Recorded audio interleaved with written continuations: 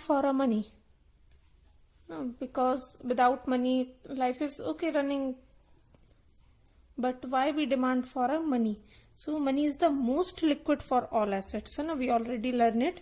So in the sense that it is universally accepted and hence can be exchanged for other commodities very easily.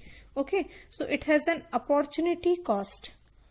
So that's why when we use money, the exchange system is very easy for everyone. Okay, and the value of commodity is fixed according to their quality and quantity. Okay, so demand for money balance the often referred to as liquidity preference.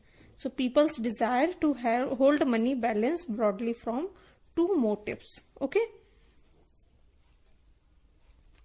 so these two motives are, the first one is the transaction motive and the second one is the speculative motive. Okay, so the transaction motive, that if you receive your income weekly, okay, and pay your bills on the first day of every week, so you need to hold not hold any cash balance throughout the rest of the week.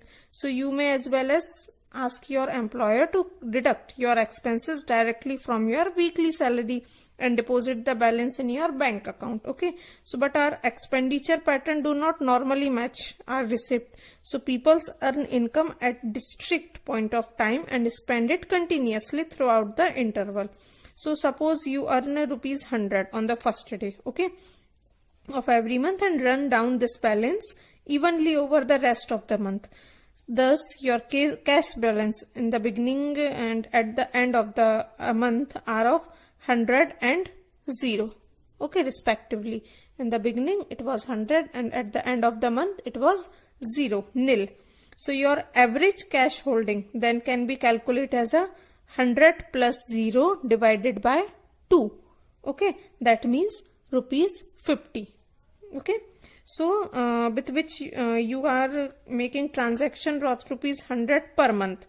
So hence your average transaction demand for money is equal to the half of your monthly income. Okay, that means 50%. So in other words, we can say that half the value of your monthly transaction is known as your transaction motive. Okay, so it can be generally the transaction demand of money is an economy, so it can be written in like M equal to K multiplied by T. Okay, so where the T is the total value, that means nominal transaction, and the K is a positive value. Okay, or M, that means the motive.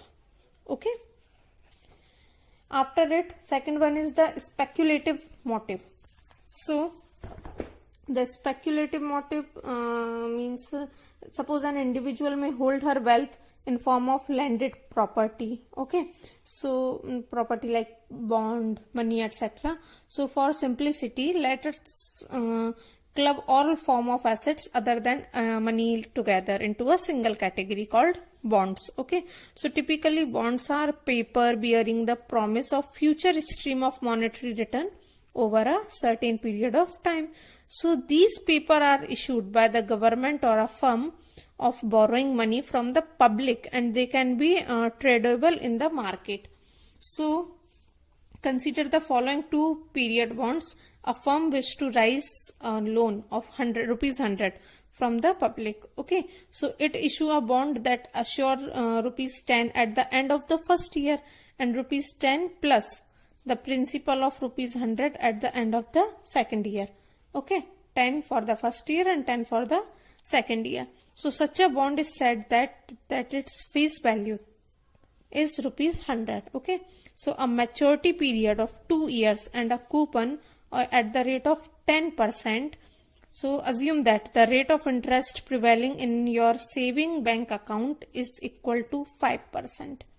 So naturally we would you would like to compare the earning from this bond. So with the interest earning of your saving bank account, the exact question that you would ask as it follow, that how much money, okay, and if keep it my saving bank account will generate the 10 at the end of the 1 year. So we can express it in numerical term that let's the amount be X. Okay, whatever we save. Okay, whatever we amount we get after the 1 year. Okay, so we can express in term of that X multiplied by 1 plus 5%. Okay, that is 10. We get 10 after 1 year. Okay, so what was the amount? It can be, let's be transfer 1 plus 5% in divide of 10. Okay, so the equation is X equals to 10 divided by 1 plus 5%. Okay, so here the X is called the present value of, that means the amount, and it can express the present value of rupees 10 discounted at the market rate of interest. Okay, so this was the speculative motive. That means after some time, what will the value of the money is actually. Okay,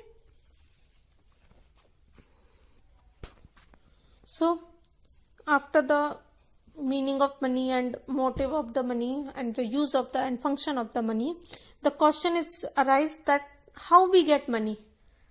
Okay, that means the supply of money, where from where the money has come for public use.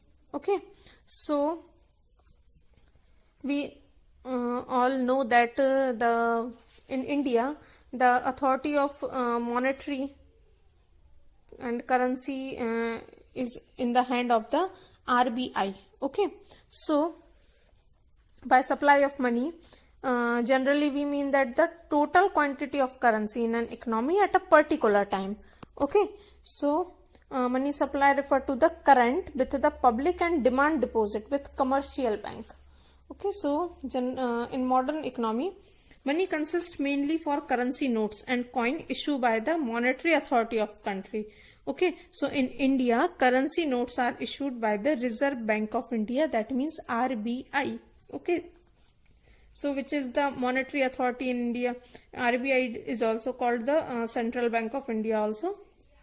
So however, coin are used by the government of India.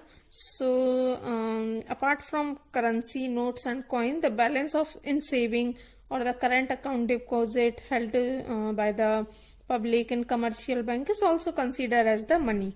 Okay, so since check drawn on these account are used to settle transactions, so such deposit are called the demand deposit, and as they are payable by the bank on the demand for the account holder. And other deposit, that is fixed deposit, for example, so have a fixed period of to maturity and it refer to the as a time deposit. Okay, that means we can demand deposit and fixed deposit. So every currency note bear on its face a promise for from the government of RBI that it's someone produce at the note to RBI, okay, or any other commercial bank. So RBI will be responsible for giving the person purchasing power equal to the value